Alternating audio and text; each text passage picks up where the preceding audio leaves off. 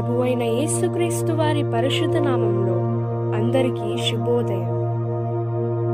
ఈరోజు దేవుని వాగ్దానం. ప్రభువా, తరతరముల నుండి మాకు నివాస స్థలము నీవే. కీర్తనల గ్రంథము 90వ అధ్యాయం 1వ వచనం. Today God's promise. Lord, you have been our dwelling place in all generations. Psalms chapter 90 verse 1.